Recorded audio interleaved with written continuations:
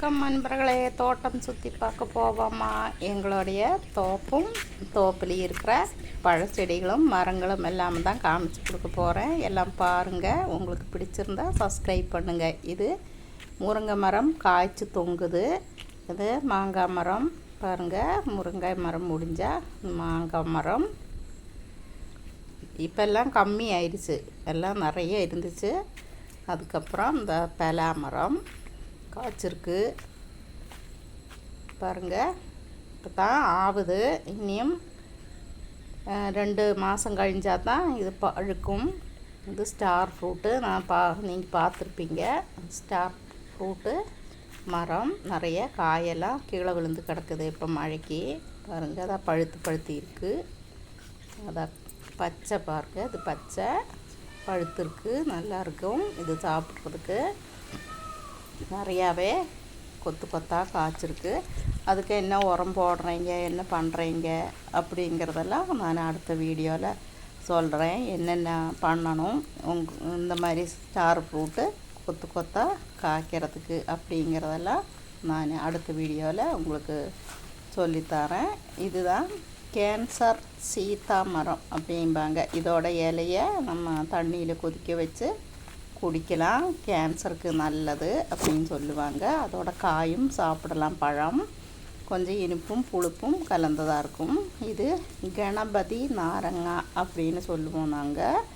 அதாவது ஹோமத்துக்காகட்டும், ஊறுகாய், நமக்கு தெரிகிற டிஷ்ஷெல்லாம் பண்ணலாம். இது அரி நெல்லிக்காய் அப்படின்னு சொல்லுவோம். நீங்கள் தமிழில் என்ன சொல்லுவீங்கன்னு தெரியாது. இதுதான் அரி நெல்லிக்காய் பாருங்கள். அதுவும் கொத்தாக காய்ச்சிட்டு இருக்கும். இஷ்டத்துக்கு இருக்கும் எப்பவும். அது இந்த சீசன்ல எல்லாம் இப்போ மழை பெய்யறதுனால யாரும் சாப்பிட்றதில்ல. சும்மா போயிடும், எல்லாம் பறிஞ்சு போயிடும். பாருங்கள், இஷ்டத்துக்கு இருக்குது.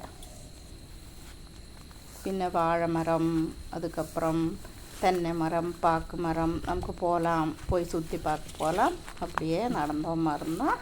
அங்கே ஒரு ஃபிக்கு மரம் இருக்குது. அதை உங்களுக்கு காமிச்சு தர்றேன் பாருங்கள். நமக்கு போகலாம் பாருங்கள். அதெல்லாம் கொக்கோ மரம். கொக்கோ, பாக்கு, தென்னை அதுதான் இருக்குது. அடுத்தது நமக்கு ஃபிக்கு மரம் பார்க்கலாம். நல்லாயிருக்கும். நீங்கள் அத்திப்பழம், அதாவது அத்திப்பழம் நம்ம சொல்லுவோமில்ல, அதை பாருங்கள் கொத்தாக காய்ச்சிருக்கு. அதுவும் இந்த மழையினால் சீக்கிரம் பழுத்து இந்த ஒன்று பழுத்துருக்காட்டிருக்கு. எல்லாம் அழுகி போயிடும் மரத்துலேயே. அது பாருங்கள், தோட்டத்துக்குள்ளே எல்லாம் விழுந்து போகுது. பழுத்து எல்லாம் அழுகியே போயிடும். மழை சீசனில் எந்த பழமும் நமக்கு சாப்பிட முடியாது இல்லையா? அதனால் அப்படியே இருக்கும். இதுதான் பெரிய இலந்தை. நீங்கள் பார்த்துருப்பீங்க. இப்போ தான் பூ விடுது. அப்புறம் காய்ச்சி பின்ன முள் இருக்காது இந்த மரத்தில். பெரிய கொய்யாக்காய் அளவுக்கு இருக்கும் இந்த இலந்த பழம். பழுத்த பின்ன உங்களுக்கு காமிச்சு கொடுக்குறேன். அப்படியே போன மரம் தான். இங்கே ஒரு மாமரம். இந்த மாமரம் நிறையவே இருக்குது. குட்டி மரம். இது கடப்பலா மரம். சின்ன மரம் தான், பெருசாகிட்டு இல்லை. அது காய்க்கும்போது நான் உங்களுக்கு காமிச்சு கொடுக்குறேன். அப்படியே போன மரம் தான் தென்னை. பாருங்கள், மழை வர்ற மாதிரி மழை மூடமாக இருக்குது. அப்படியே போகலாம். அதாவது இப்போ மழை பெய்துட்டுருக்கு இல்லையா? அதனால நல்லா கட்டிடுச்சு. 2 சைடுமே புல்லெல்லாம் முளைச்சி அப்படியே புதையாக இருக்குது. அதனால் கொஞ்சம் பயமாகவே இருக்குது போகிறதுக்கு. அதனாலும் உங்களுக்காக நான் காமிச்சு கொடுக்குறேன். பாக்கு மரம் ஆகட்டும், தென்னை மரம் ஆகட்டும், இதுதான் தோப்பு. உங்களுக்கு கொக்கோ மரச்செடி நான் பக்கத்தில் போய் காமிச்சு கொடுக்குறேன். இதுதான் கொக்கோ மரச்செடி. சின்னதுலேருந்தே காய்க்கும். அதுவும் உங்களுக்கு என்னென்ன பண்ணுறது அப்படின்ட்டு நான் அடுத்த வீடியோவில் உங்களுக்கு சொல்கிறேன். பாருங்கள், நிறைய கொக்கோ காய்ச்சிருக்கும். இது நம்ம உடச்சமாக இருந்தால் உள்ளே இருக்கிற அந்த பல்ப்பு நம்ம சூப்பி சாப்பிடலாம். நல்லாயிருக்கும், எனர்ஜியாக இருக்கும். இதுதான் கொக்கோ. நிறைய கொத்தாக காய்ச்சிருக்கேன் பாருங்கள். எல்லா மரத்துலேயுமே காய் கொஞ்சம் கொஞ்சமாக காய்ச்சிருக்கு. அணில் குருவிகள் எல்லாமே சாப்பிடும். அணில் தான் அதிகமாக சாப்பிடும். அதுக்கு ஃபுட் ஆயிடுச்சு. நம்ம பறிக்க போகும்போது பார்த்த மாதிரி இருந்தால் எல்லாம் ஓட்டை போட்டு அது சாப்பிட்டு வச்சுருக்கோம். அப்படி எல்லாமே அப்படித்தான். விவசாயிகளுக்கு பூச்சியாகட்டும், இந்த மாதிரி விலங்குகளாகட்டும் எல்லாமே சாப்பிட்டு மிச்சம்தான் நமக்கு கிடைக்கும். சின்ன சின்ன ஜந்துக்கள் உயிரினமாகட்டும் எல்லாம் சாப்பிட்டும் தான். மாமரம் இதெல்லாம் 10-30 இனம் மாமரம் இருக்குது இந்த தோப்பில். இதெல்லாம் குட்டி குட்டி ஒட்டு மரம். ஆனால் இந்த வருஷம்தான் காய்ச்சிருந்துச்சு. இப்போ காய் இல்லை பாருங்கள்.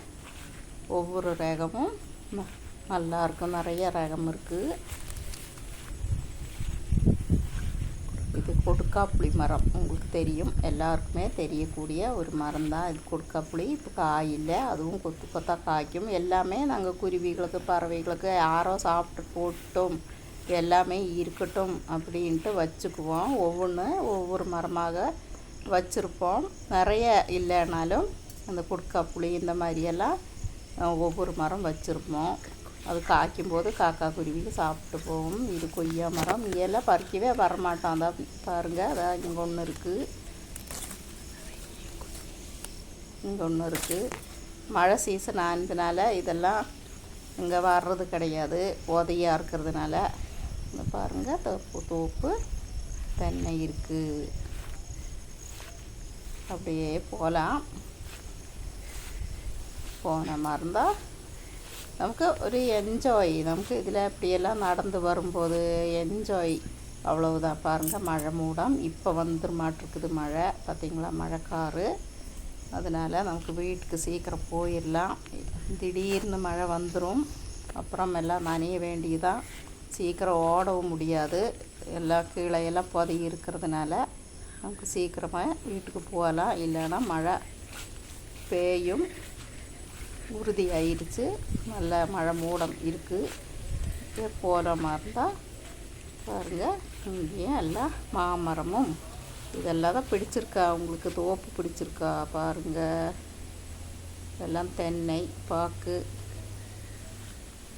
என்ஜாய் பண்ண என்ஜாயாக இருக்கும். ஆனாலும் அதில் நம்ம பண்ணி எடுக்கும்போது நல்ல கஷ்டம் இருக்கும். இருந்தாலும் சந்தோஷமாகவே இருக்கும். பாருங்கள், இருட்டாக இருக்குது பார்த்திங்களா. அவ்வளோ இருட்டிடுச்சு. பின்னையும் அப்படியே வெளிச்சமெல்லாம் போய் நல்லாவே இருட்டிடுச்சு. இப்போவே மழை வந்துடும் அப்படின்னு உறுதியாயிருச்சு. நான் சீக்கிரமாக போகலாம் அப்படின்ட்டு இருக்கேன் வீட்டுக்கு. நமக்கு போயிடலாம். இல்லைன்னா மழை வந்தால் நனைய வேண்டியதான். பாய் அன்பர்களே.